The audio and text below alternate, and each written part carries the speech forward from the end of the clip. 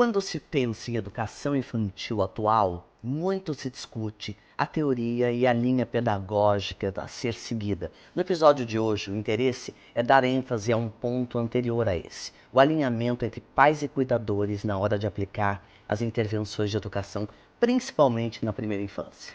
A aprendizagem infantil acontece por via modelagem e, por isso, identificamos tantos comportamentos espelhados no comportamento e relacionamento dos pais. Além disso, o alinhamento entre os cuidadores transmite a sensação de ambiente seguro necessário à criança. Para falar um pouco mais sobre esse assunto, temos o prazer de receber ela, que além de uma grande referência no assunto, é mamãe da Vitória, do Henrique, do Charlie e da Rebeca. Flávia Kalina! Que Que maravilhoso, gente. Que alegria estar aqui. Sério, que oportunidade. Adoro, óbvio, falar sobre esse assunto e com mulheres inspiradoras como você. É muita gratidão mesmo. Ai, obrigada a você por ter grata. vindo.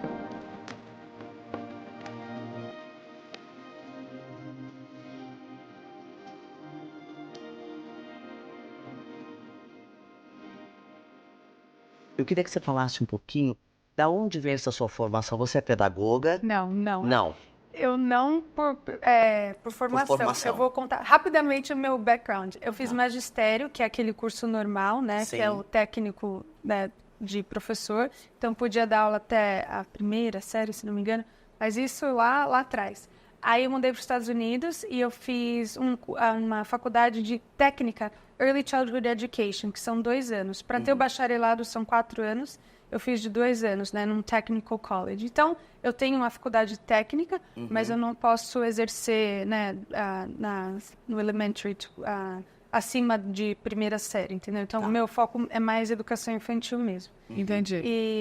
Mas eu sou estudiosa de natureza e eu dei aula há muitos anos, porque por essa minha formação eu pude dar aula, né? E eu tive a experiência de dar aula nos Estados Unidos, porque eu mudei para lá em 2005. Moro lá com meu esposo desde 2005 e eu trabalhei aqui, dei aula aqui quando eu fazia o magistério e foi, assim, abriu uma janela nova para minha vida, né? A sala de aula, porque quando você faz a teoria, eu fiz o magistério, tinha aula de educação, de tudo, e que hoje acho que é o curso normal. Eu nem sei se existe mais esse técnico que é um curso profissionalizante, né? Sim, Que é o sim. magistério. E na escola eu adorava, ia super bem nas notas, tudo. Mas aí a sala de aula você chega e fala... É a mesma coisa de maternidade, né? Você lê um livro de maternidade, nossa, tô craque, sei tudo. Aí o nenê nasce, o que é isso? Não sei Na nada. prática. E você não era mãe ainda nessa época? Não, era muito nova. Aqui eu tinha 16 anos quando eu estava estudando e consegui emprego ao mesmo tempo. Foi surreal. E E sempre aqui gostou eu muito de criança, né? Sempre, apaixonada, sempre. A minha mãe me teve, meus pais se separaram com 2 anos, daí ela casou de novo, eu tive 2 irmãos 6 e 7 anos mais novos que eu. Eu sempre estava muito envolvida no cuidado deles. Eu não era responsável completa por eles, Mas era a porque irmã eu era mais criança, velha. mas era a irmã mais velha. Sim. Então já tinha isso. Minha mãe sempre foi professora, então eu estava sempre nas escolas, nas festinhas. Ela me levava, né, para vários eventos. Então o ambiente escolar era muito próximo da Familiar para você. Para mim, né? Vários tios, tudo. Então, só que eu nunca soube o que eu queria ser quando eu crescesse, sabe? Não era uma coisa assim, eu vou ser professora. Não, eu não sabia. Às vezes, até hoje, mas... não, tô brincando. Mas eu não sabia, mas tinha esse gosto, esse dom com as crianças, né? Sou mais tranquila também. E aí, quando eu não sabia o que fazer, minha mãe falou... Vai ter uma profissão, vai fazer o magistério, pelo menos você pode ser professora. Tá bom, mãe, tá bom. Seguindo os passos dela. Exatamente. E foi a melhor coisa. Porque eu poderia fazer a colegial normal ou um técnico. E aí ali plantou uma sementinha. Só que eu sei dos desafios financeiros também dessa profissão. Então eu pensava, poxa, será? Eu sempre vi minha mãe tendo dificuldades nessa área, né? Da parte financeira. Então eu falo, poxa... Sabe que quando você vê seus pais, fala, eu acho incrível o que eles fazem, mas eu quero conseguir um pouco melhor, né? Um pouco mais. Então, tinha essa parte financeira que pesava. Eu falava, poxa, será que eu posso fazer nessa... E hoje eu sei que as oportunidades são grandes, mas Era outra época, Eram né? outros tempos. Era diferente. Não tinha internet. E você fez a sua oportunidade também, né? Então, você isso criou. que foi incrível. Aos poucos, toda essa experiência, eu falo isso para minhas crianças, né? Não importa onde a gente está, o que a gente está fazendo, vai valer de alguma coisa lá para frente, né? O aprendizado que você passar, não importa o trabalho que você tiver, né? Eu fiz intercâmbios, trabalhei em restaurante, limpei chão, limpei mesa, fiz de tudo, assim, tudo coisa legal. Sim. Mas eu trabalhei em várias áreas que não tinha nada a ver comigo, mas eu uso em tudo Claro. para hoje, né? Então, isso é uma coisa que eu sabia... Tudo é experiência, né? Que era experiência. Então, estudei, trabalhei aqui, aí fiz intercâmbio, eu fiz comunicação em multimeios na PUC, aqui. Eram 4 anos, eu saí no último ano para casar. Então, não me formei, mas eu fiz 3 anos de comunicação. E olha que interessante, juntei as duas coisas, né? Foi muito... E quando você conheceu o Ricardo, como vocês demoraram quanto tempo para ter filhos? Quando eu casei, na hora eu já... Ai, amor, porque minha mãe me teve muito nova. E ela separou, eu tinha 2 anos. Então, a gente criou um bond, né? Um vínculo muito forte. Porque meu pai não estava tão... Ele sempre foi presente, mas não ali no dia a dia. Então, tudo era minha mãe. Então, por essa relação...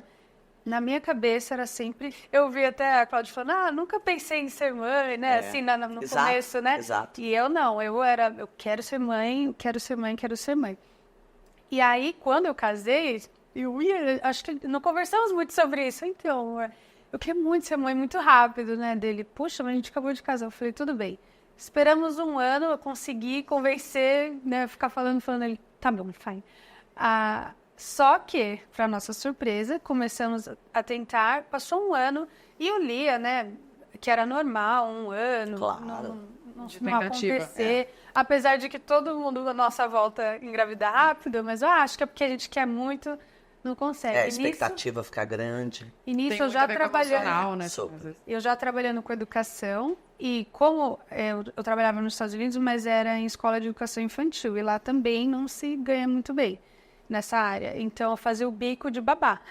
Eu cuidava o dia inteiro, fazia bico de babá. Então, sempre cuidando dos filhos dos outros e querendo os meus. Aí, passaram quase 2 anos, a gente resolveu fazer os exames e a gente descobriu a infertilidade masculina, né? Que um baixo... Que é uma coisa que quase não se fala, né? Porque, geralmente, o problema sempre está na mulher. Né? Exatamente. E, para minha surpresa, hoje eu sei disso, mas quando eu fui conversar com o médico, ele falou que é 50% a 50%. Meu Deus! Ele falou que é 50%. Sempre é pior. E eles sempre falam também para testar o homem primeiro, porque os nossos exames são muito mais invasivos. O do homem não, é muito mais simples de fazer, né? Então, testa o homem, já tira isso do caminho. Tira da frente. E tem homem que não quer fazer, falar, não, já ouvi muitas problema histórias não é meu. assim. Exatamente. Mas, graças a Deus, esse não, né, o meu marido, claro, vamos. Aí fiz também, óbvio, os exames para ver se é o Eram problema os dois, dos dois, claro. qual que é a indicação de tratamento. Aí, no fim, foi só o dele. E na época, a gente tinha menos recursos, né? Questão de in vitro. Eu sou uma pessoa bem... Isso faz quanto tempo? Eu casei em 2005. Aí era 2007, por aí. Quase Quando a gente 15 anos, começou né? a investigar isso. E aí eu nasci numa família cristã, eu acredito muito em Deus, eu busco sempre o direcionamento de Deus. E eu buscava a palavra, né? Ia na igreja, ouvia a palavra, e Deus não confirmava para eu fazer nada assim de in vitro. Então eu fui esperando. Eu não tinha dinheiro, mas também, se Deus falasse vai, eu iria atrás, fazer alguma coisa. Tudo isso passou 7 anos, mas assim, foram anos muito doloridos, porque envolve todas as áreas da nossa vida.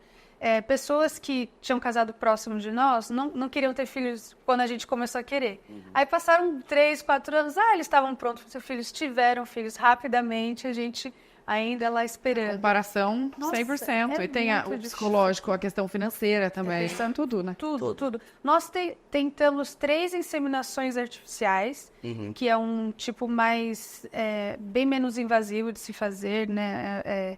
O esperma, o homem ejacula, aí eles lavam os espermas, pega meio que os melhores, coloca não sei o termo técnico, mas como se fosse uma seringa com um catéter assim, e aí no período fértil da mulher só injeta a seringa lá. Nem sabia disso.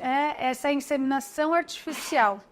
Então não a in vitro é outro processo. Então quem tem, assim, muitos casais não têm a infertilidade explicada. Então, os médicos fazem inseminação artificial para dar uma ajudinha. A mulher toma um remedinho, não é nem nada injetável, é um comprimido para ovular um pouquinho mais. Aí, eles injetam os espermas com essa seringa. Mas é quase... eles falam que é uma relação programada, entendeu? Você sabe que você está ovulando naquele dia e tal. E que os espermatozoides são bons. Exatamente. E é um procedimento bem mais barato, porque não requer muita tecnologia, né? E aí nós fizemos isso depois de 7 anos. Aí, resumindo, né? Minha mãe conversou com uma moça que tinha acabado de fazer in vitro. Minha mãe sentiu alegria, ela buscou a palavra, foi na igreja, ela sentiu muita alegria. E ela me ligou e ela falou, eu quero pagar para você a sua in vitro. Aí no fim, aí depois eu descobri que ela fez um empréstimo, mãe é mãe, né? Mãe. Ela fez um empréstimo para isso, aí ela pagou, só que aí eu fui buscar a palavra de novo, senti muita alegria, aí eu vim pro Brasil, vim fazer aqui, porque melhor. Aqui os profissionais são excelentes. Não, é outra medicina. É muito bom, e o contato, né, com o médico, assim, é muito mais pessoal. E também a parte financeira, o dólar sempre foi mais caro que o real, na época era de 3 para 1, então poderia fazer 3 in vitros aqui versus uma lá. Então tinha bastante, e apoio da família, enfim. E aí veio a minha primeira, tanto que o nome dela é Vitória, né? Que hoje ela tem 10 anos. Então, a mais velha. Mais velha, que é minha... Flávia, sabe o que eu queria saber? Assim, depois de tudo que vocês passaram, que foi um processo longo. Muito. Imagino que tenha sido doloroso. Muito. E delicado. E como que você chegou nesse conteúdo de educação, assim? Legal. Teve essa conversa com o Ricardo de como vamos educar os filhos? Porque eu acho que, assim, você tinha tanta coisa para pensar. Sabe aquela coisa? Meu Deus, você já tem tanta coisa para pensar. O último que a gente vai pensar é a educação, né? Sim. Porque ainda demora um tempo para a gente começar a aplicar, né? Verdade. As técnicas. Então, por um lado, essa espera, de novo, eu acredito muito em Deus, Claro. e Deus Tudo tem toma um uns propósito, caminhos, né? você fica muito bravo na hora, né? Não é possível. Depois você entende. Depois você perdeu o Senhor, estava tudo certo. Então, durante essa espera, continuei trabalhando em escolas, e ali foi realmente a minha sala de aula, assim, do aprendizado, sabe? Assim, que eu aprendi no chão daquelas salas, porque como eu trabalhava com os pequenininhos, eu ficava muito sentada no chão. E aí que é aquela coisa do olho no olho mesmo, assim, do dia a dia. Eu trabalhei em salas de bebês, né, nos berçários, coisa que eu pensava, mas uma sala de bebê, o que eu vou fazer? E aí, nem na faculdade eu estudei essa aula em específica, mas eu comecei a pesquisar, fiz língua de sinais com meus bebês, para, né, aprender a falar antes de falar, assim, atividades. Não. Nossa, assim, a criança não fala, né, Sim. o bebê, né, não fala. E a forma dele se comunicar é chorando. Sim. Então, a gente consegue ensinar língua de sinais. Nos Estados Unidos, a gente usa o American Sign Language, aqui pode usar a Libra. Mas aqui eu não vi um movimento ainda nesse aspecto. Mas se usava muito, não só as pais, mas as escolas também, para ensinar língua de sinais para a criança falar o que ela precisa. Então, eu quero mamar. Se ela não sabe falar, ela faz a mãozinha.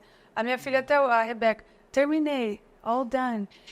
Obrigada, por favor. O que mais? Tem dormir, tomar de banho. comer, né? Comer. Mais a gente usa muito.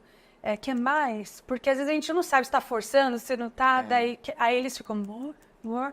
É lindo. Então, isso eu ensinava para os bebês na sala de aula. Bebezinho, Bebê, tipo, entendeu? a gente começa... real. A gente começa com 6 meses, eles não devolvem ainda, e a gente usa a palavra como sinal, né? Não é para substituir, é só para ajudar, é uma ajuda. E funciona. Aí você vê o bebê com 9, 10, 11 meses fazendo, você fala, não é possível. Aí eu tinha essa troca com os pais, eu contava para eles, se você vê eles fazendo a mãozinha assim, isso que significa. Então, nesses 7 anos, eu tive um preparo.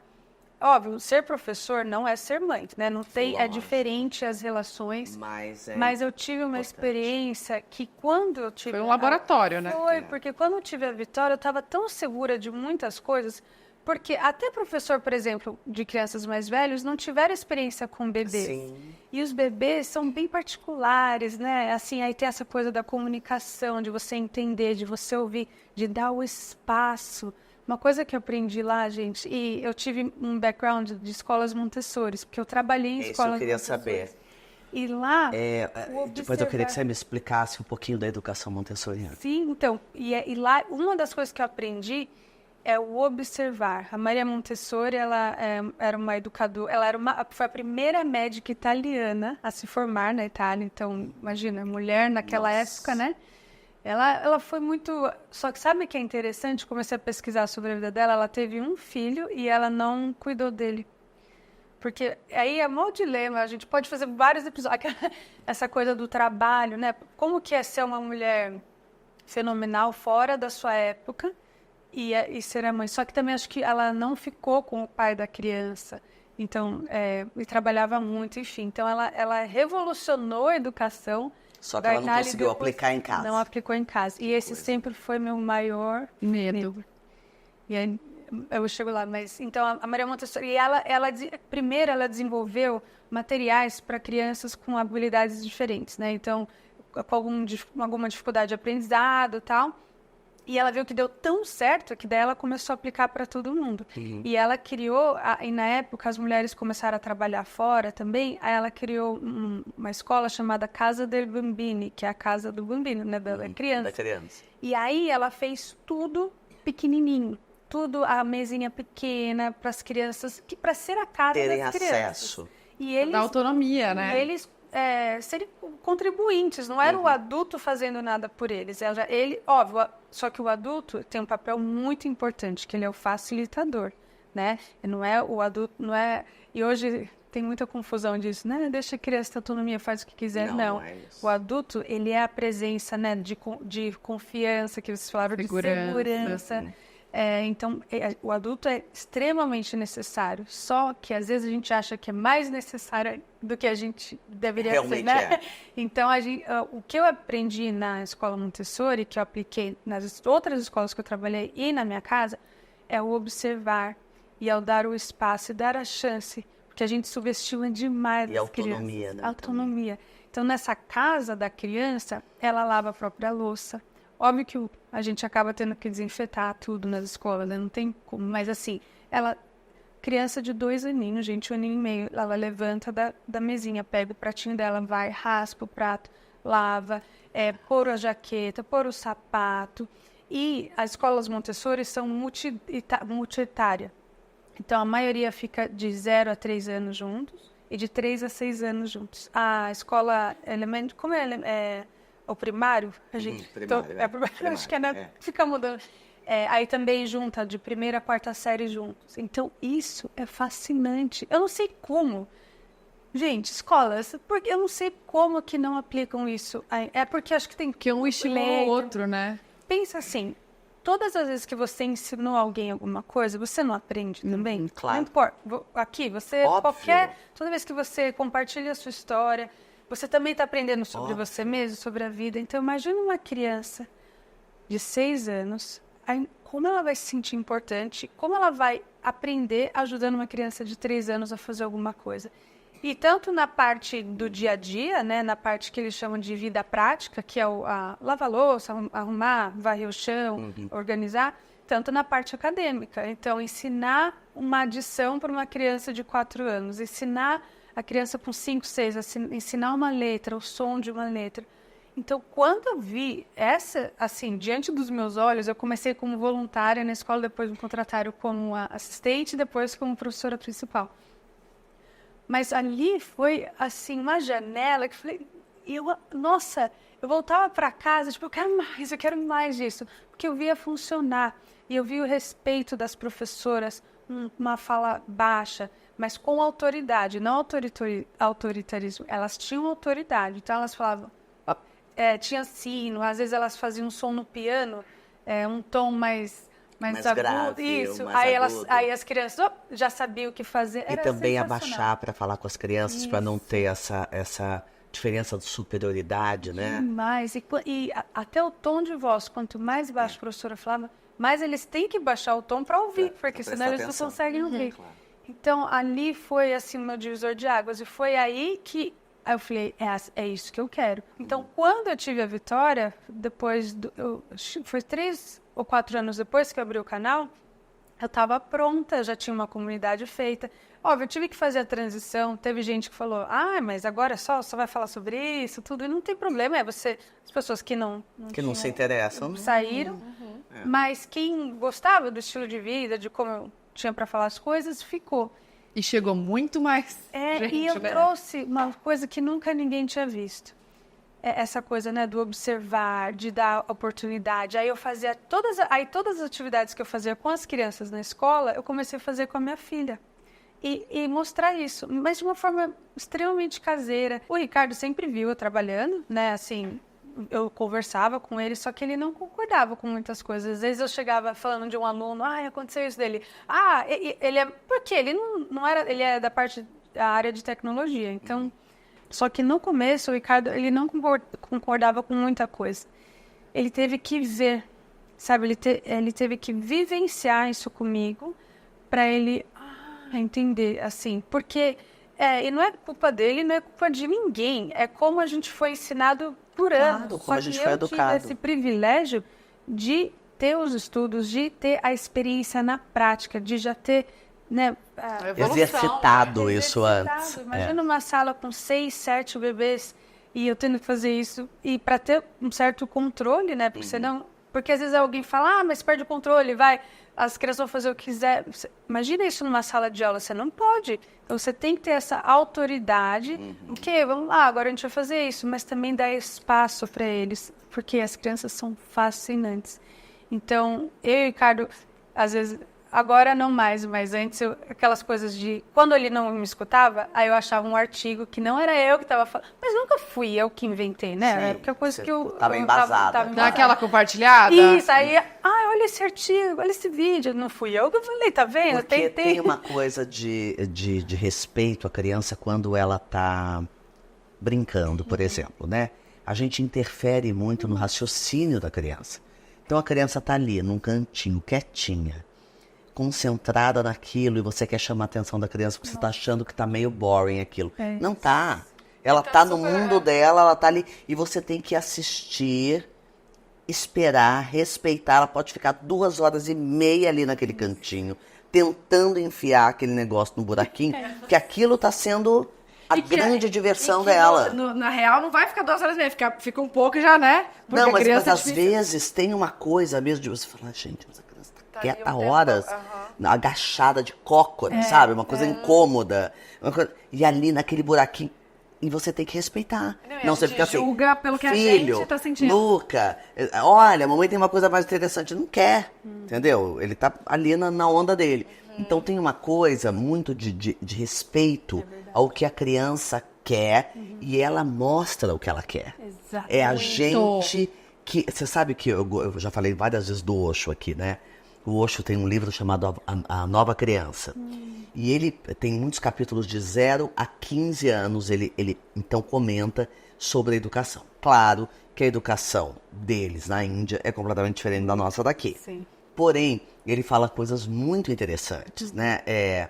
Dessa coisa mesmo do respeito ao indivíduo. Porque uma criança é completamente diferente da outra. Né? E você tem que saber escutar. E a gente tem uma mania de colocar as nossas experiências na frente da experiência da criança. Então, por que a gente caiu, a gente acha que a criança vai cair? Exato. Por que a gente tropeçou, a gente acha então que aquilo não vai ali, porque não pode. Como não pode? Deixa ele ir ali, deixa ele experimentar. Né? É muito difícil isso pra gente. Não, né? mas eu acho fascinante esse acesso que a gente tem à informação. Por exemplo, o que eu vivo na minha casa atualmente. O Caio tá fazendo 1 ano hoje. E ele tá na fase de querer colocar o dedinho na tomada. Claro, já coloquei os protetores de tomada, só que o tanto que eu leio, o tanto que, enfim, né, que eu me informo sobre, a fase que ele tá, não adianta eu só ficar falando não. É mais fácil eu falar o que ele pode fazer. Sim. E aí, até eu convencer as pessoas que isso era legal, realmente precisou, assim, dar certo com a Bia. E hoje, a educação que a Bia tem, a consciência que ela tem das coisas que ela sente, das coisas que que acontece? Ela conversa de igual para igual. Ela tem 4 anos e ela sabe falar, mamãe, tô muito chateada. Porque fulana gritou comigo. Eu não gostei. E eu falei para ela que a gente trata as pessoas com carinho. Então você fala assim, meu Deus do céu. Tá tudo certo, tá indo tudo bem. Tudo valeu a pena, sabe? Toda aquela... E é muito difícil porque realmente tem esse pré-julgamento da família. Quem tá vendo falar não. Que a gente tem que fazer. Quando eu comecei a namorar o Jarbas, a Sofia tinha uns 6, 7 anos. Não, mais.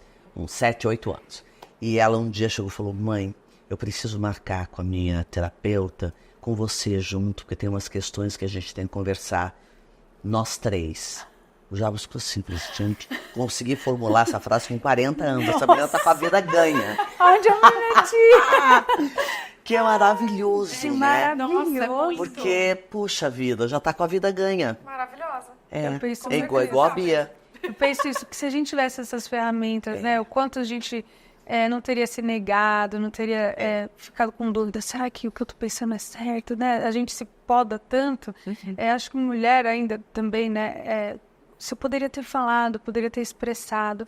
Mas eu acho que essa é a vida, né? A constante evolução, né? De tanto das nossas gerações. Eu estava conversando com alguém esses dias, pensando sobre, assim, as ferramentas e as condições que os nossos avós, nossos tataravós tiveram com relação à guerra, com relação a recursos, tudo. Assim, hoje nós morreríamos se a gente fosse transportado. Com certeza. Para a vida que eles tinham, né? Porque Tanto que eles morriam aos 50 anos. Exatamente, assim, não tem como. Não tem como. Então, é um processo longo, né? São gerações e essa onda de informação veio muito rápido.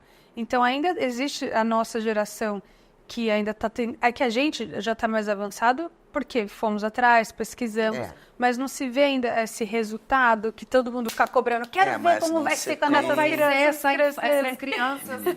Quando forem adultos. Com certeza, crianças muito mais bem resolvidas psicologicamente. Olha, gente, que vão o seu filho mais velho tem... A Vitória tem 10. Tem 10. Isso. Então, eu tenho um de 27 e uma de 21. Que dia. Eu digo pra vocês que deu certo. Eu Assim, acredito. tipo, pelo menos as coisas principais, os valores principais, eu acho que tá tudo ali. E como você, entre aspas, sabia o que você estava fazendo? Como que... Até você falou, não queria ser mãe. E como que foi esse processo, né? Porque é legal, ainda mais tendo as crianças com idades tão diferentes. Muito né? diferentes. Como que foi? Na verdade, um pouco de informação. Tinha um pediatra que era bem diferenciado. Incrível. Que me levou para lugares. Ele tinha... eu trabalhava muito e fazia teatro aqui em São Paulo e eles no Rio. Então a gente tinha um caderninho, o caderno da saudade. Então o Enzo tinha o dele, da Sofia tinha o dela e eu tinha o meu. Então quando a gente se separava nesses 3, 4 dias durante o teatro, cada um desenhava ou escrevia o que estava sentindo. Né? E quando a gente se juntava, ele tinha cadeado tudo com chavinha, que era super segredo. Ninguém podia ter acesso, só nós 3. E aí a gente se juntava e mostrava o que a gente tinha sentido. Não, e o quarto do Pode Tudo? Eu tinha o quarto do Pode Tudo. Porque a gente acabou construindo um quarto que eu falei, eles têm que ter liberdade aqui. São filhos de 2 atores, né? 2 artistas, né? Então, eles têm que pintar o chão, a parede, tem que fazer gesso, tem que fazer argila, tem que fazer tudo isso aqui, tem que poder. Porque na casa não pode tudo, mas aqui pode. Então a gente fez... O meu é bem... Eu amei isso, eu quero fazer, já tô pensando em fazer na minha casa nova. Aí eu tenho uma amiga que não tinha espaço, né, para fazer um quarto do Pode Tudo, fez uma parede do Pode Tudo. Isso, que é muito legal também, porque ela fez um retângulo, né, e puxou pro piso. Então ali, amor, a filha é um fundo infinito e a filha enlouquece, ali é o lugar dela de criatividade, de tudo, de colocar para fora. Então eu acho que tudo isso, aí depois eles faziam... Eu lembro do Enzo, uma vez saiu do Harry Potter, sei lá, qual. Mas numa produção, tipo, incrível. Ele falou, mãe, hoje eu vou fazer esse mesmo cenário em casa e vou encenar o Harry Potter. Eu falei, filho, deixa eu falar um negocinho pra você. Essa produção é uma das mais caras de Hollywood. Ele tinha o quê? Tipo 9 anos, 8, 9. Maravilhoso. Mas eu posso te ajudar, a gente pode lembrar esse cenário. Menina, ele mudou a casa toda. Colocou tecido em cima das luminárias. Ele criou o cenário dele baseado naquilo que ele tinha visto. E encenou. Porque ele encenava, dirigia, a Sofia representava. A Sofia fazia muito uma menina órfã. Que ela criou esse personagem. E que ela... Mas tá vendo? Porque tinham liberdade de fazer. E que ela ficava... Ela morava debaixo da ponte. Então ela se jogava num pedacinho da sala e ficava... Eu não tenho mãe, eu não tenho pai. Meu Deus. Por favor, me dá um dinheirinho. E a gente ia lá, dava... Sim, você tá precisando de comida? Eu não tenho comida, eu não tenho nada. E chorava no campo. E a gente embarcava dela, ficava nesse personagem o dia inteiro. E todo mundo passava por ali. E dava atenção, as pessoas que trabalhavam com a gente, todo mundo. Ninguém desafiava. Demais. Sabe? Isso é muito legal. Né? Como, por exemplo, a primeira professora do Enzo, quando ele entrou na escolinha, tinha 2 anos, a primeira festa de fantasia, né, que as crianças podiam escolher esses personagens, ele escolheu de ser Branca de Neve. Olha. E a professora maravilhosa, que eu me jogo aos pés dela, Miss Dani, disse... Hoje o Enzo é a Branca de Neve. E tal, não sei o quê. E me ligou, me contando, com medo que alguém pudesse chegar e falar. Falei, meu amor, eu me jogo aos seus pés, você dá uma vela do meu tamanho pra você. Porque, né? Falei, amor, ele é filho de atores. Ele vê o pai e a mãe o tempo todo, o pai fazendo Harry Spray vestido de mulher. É verdade. Entendeu? É verdade. Eu fazendo Tonhão. Enfim, entendeu? É isso. O exemplo arrasta, né? Então, que bacana, né? Esses experimentos todos e a criança vira criativa, virar 2 filhos criativos. Um desafio que eu vejo, assim, e graças a Deus o meu marido, ele entendeu e agora é lindo de ver, assim. E a gente precisa de tempo para amadurecer, para entender. E a gente tivemos 4, então a Rebeca... Tá pegando o pai zero. Quanto tempo da Rebeca? Ela nasceu em agosto, vai fazer 2 anos em agosto. Meu Deus. Mas o desafio que eu vejo, assim, às vezes, é esse suporte externo. Porque, e óbvio, acho que a gente não tem que ter sempre as mesmas pessoas do mesmo jeito, porque as crianças precisam ter experiência com pessoas nós diferentes. Somos pais diferentes para cada filho. Mas esse suporte, assim, por exemplo, de uma professora, né, de uma babá, como a gente conseguir fazer com que... Todo mundo fale a mesma língua. Isso, pelo menos parecido. Acho que um toquinho diferente é bom, dar um chacoalhão. Eu que sou mais tranquila, às vezes, se alguém dá um chacoalhão nas crianças, não sei, com as palavras, né, mais firme, aí eu fico assim, não, mas eles têm que aprender a lidar, porque não é todo mundo que vai falar mansinho como eu falo. Então, as diferenças são muito boas e bem-vindas, desde que seja com respeito e tal. Mas isso eu acho é um desafio, né, desse suporte. Né, Outro dia o Luca estava comendo, desculpa, só rapidinho, porque é dentro disso. Ele estava na cadeirinha e ele não estava querendo ficar na cadeirinha, querendo levantar dos filhos. Eu não posso levantar da cadeira porque você vai cair. Ai, que é a hora do papai, uma hora feliz, uma hora legal, e não sei o que, papai. Aí eu, Luca, senta, por favor, filho, mamãe tá falando, eu não vou falar com você irritado desse jeito, porque não é assim que a gente vai conversar. Aí ele pegou, eu tinha um pote com várias colheres, vários garfinhos que eu dou pra ele na hora. Ele pegou e jogou tudo no chapéu, no chão. E olhou pra mim. E agora? Disse, olha, eu não vou fazer nenhum comentário sobre sua atitude. Maravilhoso. Eu não vou porque você tá nervoso, você tá descontrolado. Não, é babá sempre, minha. É isso. Você tá descontrolado e não é dessa maneira que a gente vai conversar. Você vai acabar de papar e depois a gente vai conversar sobre isso. Falei pra ela, não pegue nada, ninguém pega nada, ninguém se mexe. Tudo bem, comeu, acabou de comer. Comeu meio, mas comeu.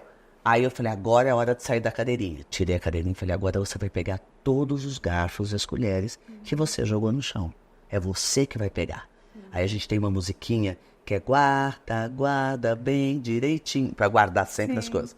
E ele foi pegando coisinha por coisinha, me deu uma peninha. Ele fez direitinho tudo. tudo bem, entendeu já aquilo. Outro dia deu um ataque, falei, lembra aquele momento que não foi legal, da cadeira, negócio de jogar no chão? Não vamos repetir isso, que a gente já resolveu esse problema. Ele na hora parou. Não, mas é um adulto. Mas é Um adulto que perde um ano. Por isso a gente não pode subestimar. Um senhorzinho Não de pode. 45 anos. Não, mas loucura. a Bia tinha uma fase que ela jogava e aí eu, Bia, né? Você que jogou, você tem que juntar. Não vou juntar. A fase dos 2 anos e pouco, né? Aí ela, porque não tem vou tudo isso juntar. ainda que Falei, vem. ó, Outras fases. Aí tinha um dia, juro, que eu falei, bom, olha só, deixa eu falar uma coisa, eu tô com tempo. Então vou sentar aqui e vou esperar a hora que você juntar, aí a gente continua brincando, porque você que jogou, você que vai buscar. Mas eu fiquei um bom tempo, viu? E ela ia, fez outras coisas, brincou e eu Gente, ia. eles são Não vou. Ai, mamãe, só que agora, eu tenho uma dó, deixa eu te falar, agora me ajuda. Tudo, ela tem uma. E assim, a gente zero educa ela desse jeito de. Ai, faz isso pra eu ficar feliz. Eu sou super. Não, pelo super, amor de Deus. contra. Mas assim, quando ela faz um negócio, por exemplo, ela tá roendo unha e assim, puxando a pelinha de sair pulso, ficar verde. Eu falei, filha, não pode, isso faz dó, entra bichinho e tal, olha como tá, isso dói, nanana. Aí ela, não, mamãe, eu não vou mais puxar a pelinha, não vou mais puxar. Eu falei, tá bom, não puxa porque é pro seu bem. Aí ela, você tá feliz comigo?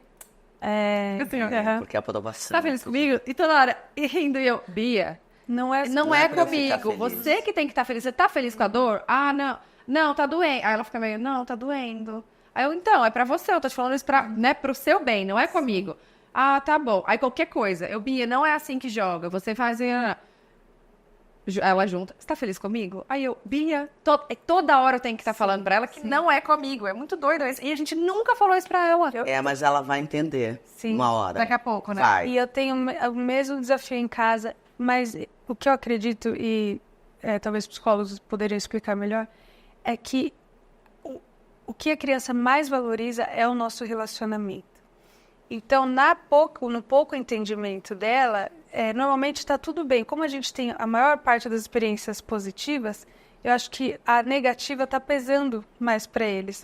Parece que Tem um valor tem um maior. valor maior. Porque eu sinto a mesma coisa. Minhas crianças, elas tentam ser muito certinhas. E quando elas fazem alguma coisa errada, elas ficam desesperadas. Tipo, gente, tá tudo bem. É para isso que a gente vai errar, para aprender a fazer melhor da próxima vez. Eles pedem desculpas, eu tá perdoado comum já isso, né? muito. Mas eu acho eles prezam demais pelo nosso relacionamento. E o mundo deles ainda é muito pequeno, é só nós. Só gente. Então, para eles, um erro que eles cometeram, para eles vão se sentir a pior pessoa do mundo, porque minha mãe me ama, meu pai tem vou um apreço. decepcionar. Vou decepcionar. Eu sempre falo, Bia, a mamãe vai te amar independente de Eu qualquer também coisa, falo, eu mas também falo. isso aqui não é assim que faz. Exatamente. Não, uma vez eu cheguei pro Enzo, que ele já estava na adolescência, mais pra frente ele foi um adolescente muito calmo. Ela teve embates comigo, mas ao mesmo tempo... A Sofia.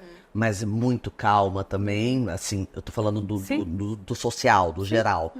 Eu cheguei pro Enzo e falei, filho, vai enlouquecer um pouco, pelo amor de Deus. Faz Vai se alguma jogar, coisa, né? Não corre, se joga aí no chão. Faz alguma coisa errada. Exato, é Credo. verdade. Que mas isso, é mãe? Você tem noção do que você tá me falando? Eu disse, tenho. É muito certinho. muito... por isso que eu tô te falando. É, Eu tenho ué. experiência, pelo menos. E você né? não tem experiência nenhuma, nem beber, você bebe? Eu disse, sim, mas eu quero que você beba, que você se jogue, faz alguma coisa. Mas é verdade, porque Né? essa é a idade para Porque fazer senão isso, né? fica... Sim, que pula, querendo ou não, uma etapa. É. Mas, Flávio, eu queria que você contasse, que você contou na internet que aconteceu alguma coisa recentemente, que aí você conversou com seus filhos erraram, não sei se foi todos ou algum. Ah, sim, sim. E aí o Ricardo falou, ai, não, acho que eles têm que ter uma Da punição. punição. Sim, Aí, Como mas assim, funciona pensa, isso? depois de 10 anos, É né? verdade. Então, essa é uma conversa vai ser diária pro resto da vida, porque não só ele foi criado de uma forma diferente, a visão dele é diferente, o cérebro do homem é diferente também, é com toda muito certeza. bom. Sim. Eu acho que se fosse só criado por mim, seria um problema também, porque... Não teria o tudo equilíbrio. Não tem o equilíbrio. Precisa, às vezes, da firmeza né? De novo, sempre com respeito, sem violência, nada disso, mas um tom de voz diferente, um chacoalhão. Só que aí, essa situação foi, para quem não sabe, né, o que foi, os meus meninos estavam brincando lá em cima, daí eles começaram a brigar e um bateu no outro. Eles são carninho, é o eu e o casca de bala, os dois. Irmão. Tipo, eles são assim, junto o tempo todo. Então, Quem? O Charlie e o e o Henrique. Henrique. É, porque eles têm 3 anos de diferença, mas eles têm os mesmos interesses, enfim. Sim. E aí, só que um bateu no outro lá, e aí só que foi algo mais elevado, assim, que teve um choro mais forte e tal. Eu, ixi, então o bicho pegou. Deu. Aí eu fui lá, gente, ó, era um videogame. É a vez de quem? Conversei, expliquei. E eu sempre tento pedir para ele, eu falo, como que vocês vão resolver esse problema? E eu sou a mediadora, né? Óbvio, eu tô ali E a como... versão de cada um, para ouvir as duas Isso, partes. porque a gente ouve de longe, a gente já assume um monte de coisa. Ah, ele acha que você, independente da personalidade, tem certeza que foi ele e tal, Isso né? não pode também, Então, gente. já chego lá, o que aconteceu? Aí, eu tenho uma coisa muito legal que eu aprendi em escola Montessori, e as crianças fazem, gente. Por isso que às vezes eu gosto de mostrar, porque eu falo, ninguém vai entender ou acreditar, mas é assim, chama Mesa da Paz. E isso a gente faz nas escolas para resolver conflito, e óbvio, eu fiz em casa. Não necessariamente precisa de uma mesinha, mas é uma mesinha, aí você põe uma florzinha no meio e você tem um objeto de vez de fala. Então, assim, teve o conflito lá, não sei o que, é óbvio, as crianças têm que se dar uma calmadinha. Vamos lá para a Mesa da Paz. Isso. E eu sou a mediadora, eu não sou juiz, eu só tô ali para manter a ordem. Aí eu falo, quem vai falar primeiro? E eu nem falo também, você fala primeiro. Eles decidem, então a pessoa segura o objeto. Eu queria muito jogar aquele jogo, ele não quis, eu fiquei nervosa e eu bati nele. Aí o outro, ok, passa lá. Mas eu queria muito e você nunca me escuta. Então fica essa conversa e eles... O objeto é muito simbólico, porque aí eles conseguem esperar. E eles escutam. E eles se acalmam esperando. Porque briga de irmão, eu sei. Peraí. Outra coisa que eu queria falar também. Você é primeira filha ou segunda? Segunda. Então, eu também. Viu? Não, então, mas não é nem só por isso. É porque a minha mãe, por exemplo, teve com 45 anos, ela, coitada, ela trabalhava feito uma doida, ela não tinha nem tempo pra mim, nem era pra ela engravidar, porque ela também tava na menopausa. Foi tudo meio parecido. Sofia que se cuide. Pois é. E aí, enfim, ela já não tinha mais tempo. Eu não tinha nem álbum de fotografia, achei que era adotado. Foi uma loucura. E aí... o segundo filho é uma loucura. É outro esquema. E eu fiquei muito... Eu tinha muitos probleminhas com isso, de ser segunda e de ter sido... Eu sei, porque eu não tive nem lembrancinha de festa de 1 ano, você acredita? Então, acredito, super. Então, a minha tadinha tá no céu, tá escutando agora essa história. Então, eu marcava na agenda, quando eu falava bom dia primeiro pro Enzo, eu no dia seguinte falava bom dia primeiro pra Sofia. Uau! E aí vice-versa. E agora a Sofia ficou a do meio. Ela praticamente morre com essas. Então eu não digo que ela é do meio. Eu digo que ela não é. Ela é minha única filha mulher. É maravilhoso. Porque tem uma coisa de ser segunda. E eu sempre, assim, quando eu falo primeiro com um, falo primeiro com o outro. Até hoje. Falo com um, falo com o outro. Pra não ter essa coisa de em segundo lugar. Não é em segundo lugar. É verdade. Né? Sim. Seu irmão mais velho, você é minha única filha mulher e o Luca é o caçula. Pronto, cada um tem o seu protagonismo. É isso mesmo.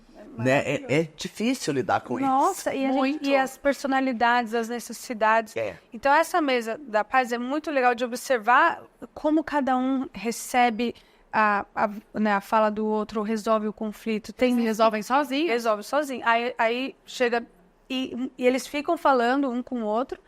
Aí, meio que o assunto... Eles mesmos percebem, tipo... ou então eu falo que...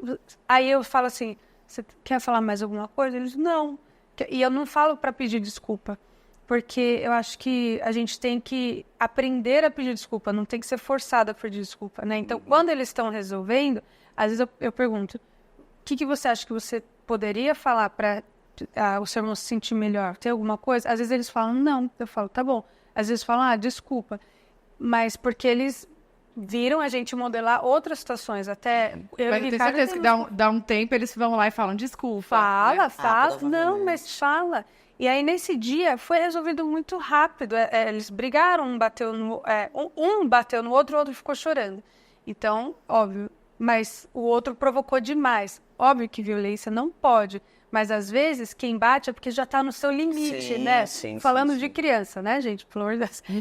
Não justificar. E aí, a outra criança ficou arrilhando, aí finalmente levou uma chapuletada. Enfim, mas aí eu não cheguei eles chegaram na conclusão, então e agora? Vamos voltar a resolver que jogo que eu jogar e voltar a brincar felizes.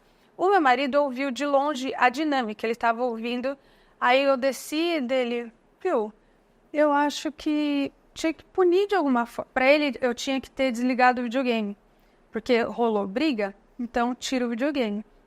E aí que eu expliquei para ele que a gente tem que dar a solução para resolver o problema. Porque se eu só tirasse o videogame, cada um pode interpretar de uma forma, e aí vira sobre mim.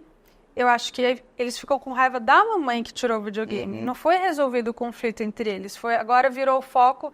Olha lá, minha mãe que é péssima, tirou meu videogame. Exatamente. Agora o que a gente vai fazer?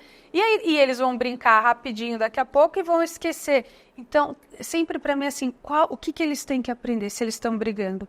A se respeitar. Não é a me agradar, é a se respeitar. Não, se não resolverem, é né? o videogame que eles vão se respeitar. Não, vai piorar, eu vai acho piorar. que inflama ainda o sentimento de... Às vezes um fala, isso foi injusto, o outro fala, bem feito, e aí fica aquela coisa que gera sentimentos ruins. Exato. Né? E essa cultura de punição e reward, que é o... como que é o reward? Recompensa. Às vezes é muito perigosa. Óbvio que todos nós temos recompensas, a gente trabalha para ser recompensado por prestígio, por dinheiro, mas às vezes a gente busca a recompensa errada, o tipo de atenção errado. Então, ou até às vezes as crianças fazem alguma coisa legal e às vezes o Ricardo fala, então vocês vão ganhar tal coisa. Por quê? Tipo, isso aí é o que para ser certo é a nossa obrigação. Mas, gente, eu não tô falando mal do meu marido, tá? Parece que eu só tô falando...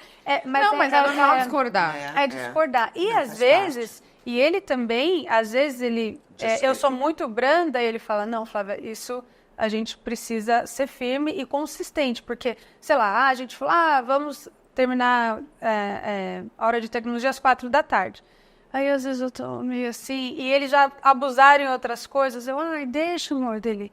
Qual que foi o combinado, Flávia? Não tá bom. Senão vai mudando o código. Exato. Então, ele me segura nessa, porque eu tenho a tendência mais permissiva, a minha tendência, então eu tenho que estar sempre me avaliando, e ele a tendência mais autoritária. Então, a gente fica nesse... Que bom, né? É ótimo. Que bom que então, ele me segura também.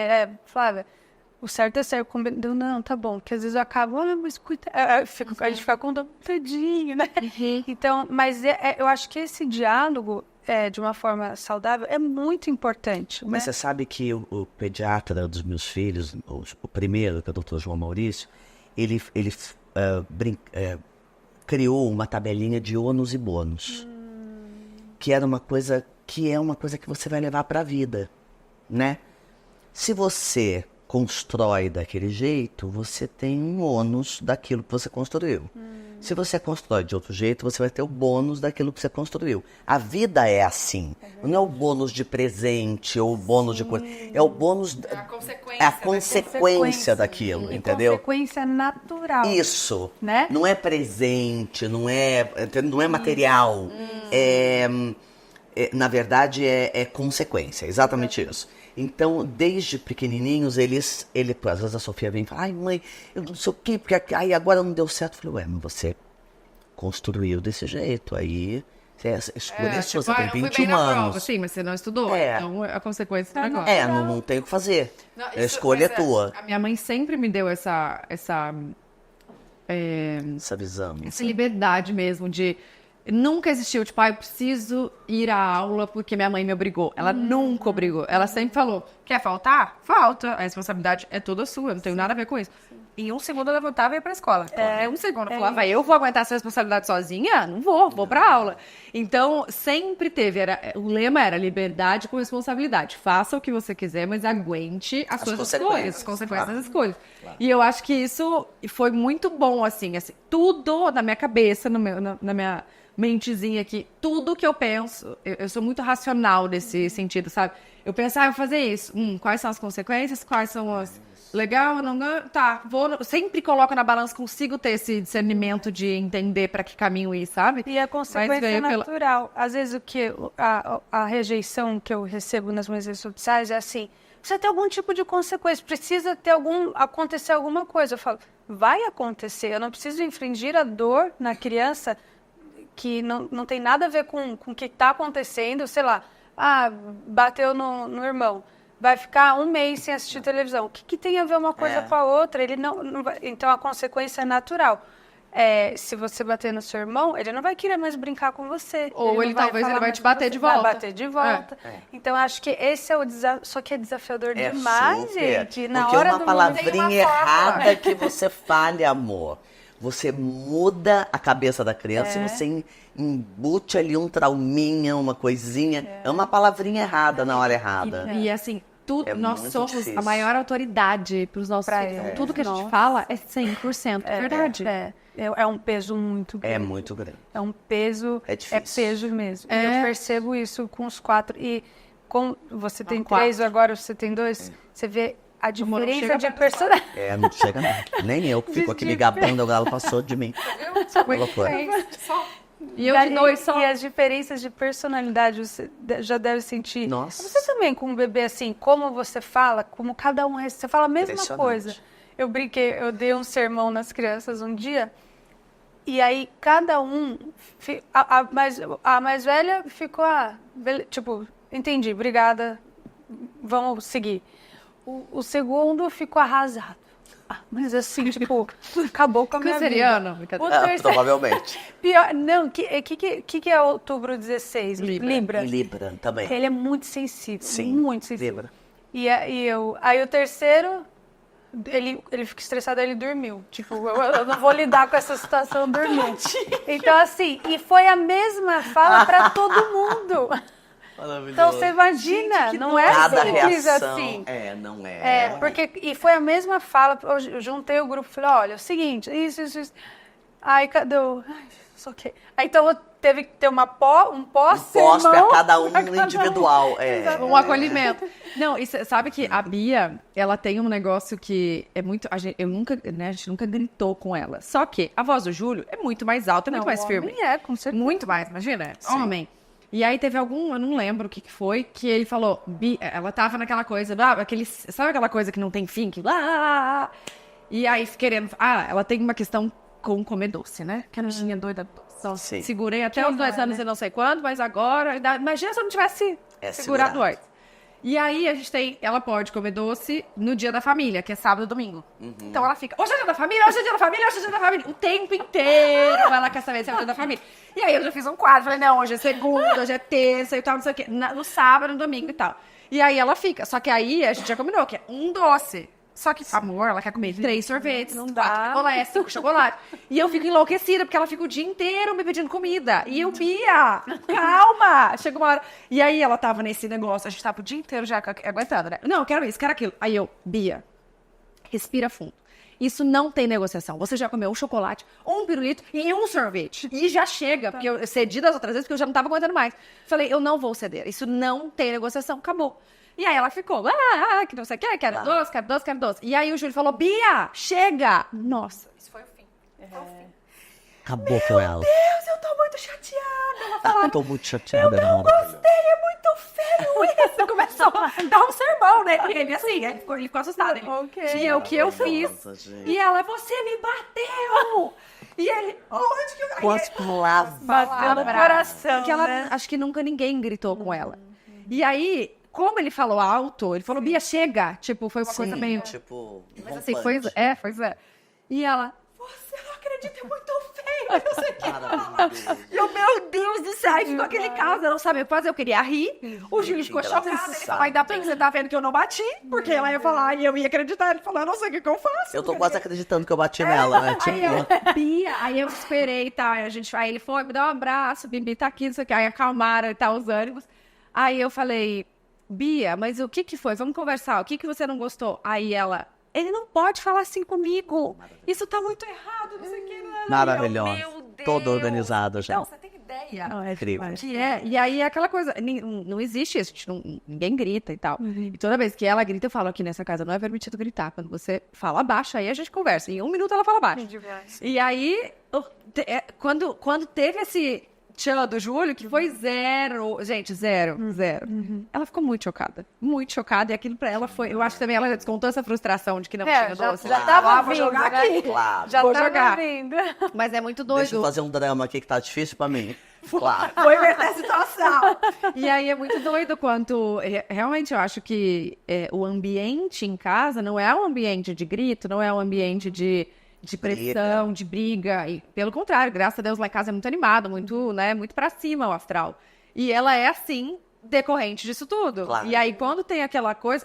E eu acho isso o máximo, assim, porque ela já sabe o que ela não tolera. Isso. E isso não é permitido e acabou. Então, ela já sabe explicar o que pode e o que não pode. E é aquela coisa, Não, e não desde falha quando sempre comigo, nasceu. Nossa, é muito bom. Imagina. Perfeito. Acabou. 4 anos. Ninguém falará assim com ela. Ninguém. Então, Ninguém. exato. E eu acho que a questão até de abuso, acho que a gente tem que sim falar da questão do corpo, da questão que pode, que não pode, de gritar, até o abuso verbal, tem que saber o que pode e o que não pode, e isso vem de casa. E não tem como a gente pedir para não fazer se a gente não der o exemplo. É verdade. Não, essa coisa de... eu já gritei, meu marido já gritou, mas no nervoso. E já falou, gente, desculpa do jeito que eu falei. Claro. Isso não é legal. Eu não gosto que vocês gritam comigo, eu não quero gritar com você. Então, e até modelar. Tem vezes que se eu e o Ricardo tem alguma questão para resolver, as crianças ficam tensas sempre, mas a gente é super respeitoso um com o outro. Mas dá para ver que o tom é diferente deles.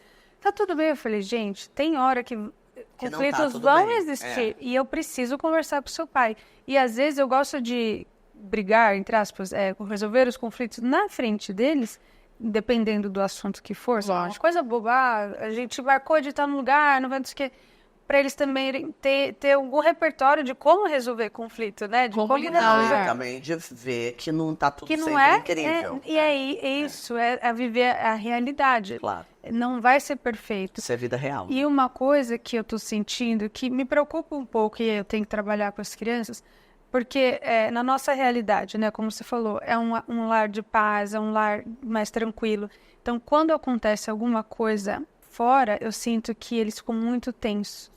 Porque eu acho que esse músculo não está sendo praticado. Porque, então, assim, até, óbvio, toda criança tem tragédias que estão fora do controle deles, eles ficam desesperados. Mas alguma coisa mais diária, assim, que teve algum problema, eu vejo que eles ficam mais ansiosos, mais tensos. Opa, gente, a vida vai ser assim. Então, porque não tem muitos conflitos, não tem muitas partes difíceis, eu acho que precisa, óbvio, acionar. Não vou ser eu que vou colocar isso neles, né? Claro. Não vou praticar eu. Mas você não vai blindar de tudo que não tem como. Então, eu tô tentando conversar com eles sobre isso. Gente, tem hora que a vida vai ser coisas ruins, a gente tem que ser forte. Tem que, usa sua fé, a gente pede para Deus e vê o que a gente pode fazer de diferente. Tem sempre uma saída. Agora, mais difícil que tudo, eu acho, que é mãe de adulto. Sabe por quê? Por quê? Porque você não tem mais tanta influência sobre eles. Entendi. Claro que uma relação construída, eles estão sempre do meu lado, sempre perguntando, sempre isso e aquilo. Mas você dá a sua opinião e eles ouvem se eles quiserem. Mas são autônomos, são adultos. E vão fazer... É muito triste. E vão fazer da cabeça deles. E você ficar ali sentado, fazendo cara de paisagem, sabendo que vai dar errado, provavelmente, porque você já tem muito mais anos que eles, e você já viu aquilo várias vezes, mas você não pode fazer nada. Sabe? Então, mãe de adulto é muito difícil. Vocês vão lembrar de mim quando vocês chegarem lá. Nossa, imagina. Pode mandar um oi? Pode, claro. Olha, a gente tem um presente pra a gente tem um presente. Muito obrigada, muito obrigada. Inclusive, aliás, você tá ouvindo, né, Madolinho? E vamos finalizar o último episódio dessa temporada, Cláudia. Já tô com saudade. Você veio fechar com chave de ouro. Você veio falar de educação. Ai, gente, que saudade que eu vou sentir desse barulhinho desse nosso momento. Mentira, vou nada, porque na próxima temporada, Nestlé Materna tá de volta a Maternidelas com mais novidades, tá, gente? Eles estarão aqui. E olha quanta informação e quantas trocas que a gente teve em todas essas rodas de conversa que tivemos aqui na temporada. E hoje não tá diferente. Olha como é importante escutarmos histórias e enxergar se nas nossas casas também é assim. Porque vale lembrar que cada um foi criado de uma forma diferente. Mas olha como é importante estarmos alinhados com os nossos parceiros ou parceiras na criação dos nossos filhos. Como é importante respeitarmos e escutarmos os nossos filhos também, né? Nossa, gente, isso é muito importante. Tatá, eu quero agradecer demais por esse convite e por Nestlé Materna trazer a importância do autocuidado feminino em todas essas rodas de conversa que tivemos, independentemente do momento da jornada que estão. Verdade. Né? Então, olha como eu mesmo aprendi muito e como é bom escutar histórias que vão te ajudar lá em casa também. E lembrando, reposição de nutrientes é normal. Sim, para você tentante, gestante ou que já tá no puerpério, como a mamãe aqui, tá tudo certo. E são 4 opções de Nestlé Materna. Vamos lá. Nestlé Materna, vitaminas e minerais. Nestlé Materna, multivitamínico com DHA. Nestlé Materna, ômega 3. Nestlé Materna, Optifiber. Eu tomo o Nestlé Materna aqui, multivitamínico com DHA, por indicação do meu médico, né? E lembrando, falem com o nutricionista de vocês ou com o obstetra. Os dois me recomendaram. Hoje eu vou pegar o teu lugar, tá? Dona do cupom sou eu. Meninas, nesse QR Code aqui da tela tem o link, tá? Cupom de 10% de desconto. Nosso cupom é Materna e Pod 10. Aproveita, mulher! E ó, Nestlé Materna, vocês já faziam parte da minha vida, ali na mesa de cabeceira de casa, mas eu fico muito feliz que agora vocês fazem parte do meu coração, desse projeto lindo que é a Maternidelas. E seguimos juntas nesse nosso propósito. Te esperamos na próxima temporada. E, gente, eu se fosse vocês não perderiam, porque vem muita novidade por aí, tá? Aguardem, a gente não vai contar. Vocês vão ter que assistir pra saber. Flávia, a gente queria pedir para você, que sempre as nossas convidadas deixam uma mensagem para aquela câmera ali da verdade, de alguém que esteja passando por isso que você está passando, que tenha 4 filhos, que tenha... Tá naquele momento pânico, naquele de momento, como é educo. como eu dou conta, o que eu faço, como é que eu faço a mesinha da paz, que eu adorei isso, vou adotar o negócio da mesinha da paz. Também, gostei. E a gente queria que você desse, então, um recadinho de incentivo, de encorajamento para essas mães que não sabem como educar, onde procurar informação. Por favor, dê o seu relato. Maravilhoso. Uau! Responsa. Não, mas uma coisa que eu levo para mim, que eu tento passar, né, para quem me segue, é que a gente tem que focar na conexão com os nossos filhos. A vida existem muitos desafios, às vezes a gente não vai saber o que fazer, nem sempre a gente vai ter as respostas certas, a gente vai pisar na bola, não tem jeito. Eu não acho que tem como criar um filho sem traumas, isso eu acho que não tem. Mas foca no relacionamento com as suas crianças, defina valores inegociáveis. E aí, quando tudo estiver dando errado, você volta e fala, peraí, deixa... O que realmente importa? E aí você consegue tomar melhores decisões. Porque quando tá tudo bem, tá tudo fácil, é fácil tomar, né, fazer as coisas. Mas quando apertar, quando alguém próximo falecer, a gente lida com doenças, a gente lida com perda de empregos, de situações difíceis e que a gente não consegue nem nomear aqui, volta para o coração, para o relacionamento mesmo com seus filhos. A vida é muito curta, ela é muito curta. E é tão clichê, todo mundo fala isso, mas o que realmente importa para você é o que você vai levar para a vida, o que seus filhos vão levar para a vida. É o tipo de relacionamento que você tem com seu filho. Então, volta para próximo do coração. E já vou deixar também o canal da Flávia, tá, gente? Como indicação para vocês, está aqui na descrição. Sim. Que ela fala muito sobre educação, tem exemplos na prática, é muito legal ver. Se vocês têm alguma dúvida, às vezes tá com aquela coisa assim, eu conheço muita gente que fala, meu Deus, por onde eu começo? Tá tudo errado. perdi o controle, o que eu faço agora? E assistam aí o canal da Flávia. Tem aqui, a gente vai deixar o link aí na descrição. É muito legal, são conteúdos muito agregadores, às vezes. É aquela coisa, você não precisa seguir 100%, mas escuta uma opinião aqui, escuta outra ali, vê um outro método, faz o seu, né? Segue seu coração. E no fim sempre dá certo. É verdade, é verdade. Obrigada, Flávia. Nossa, Adoramos te que receber honra, aqui, que viu? honra, que alegria, que papo gostoso.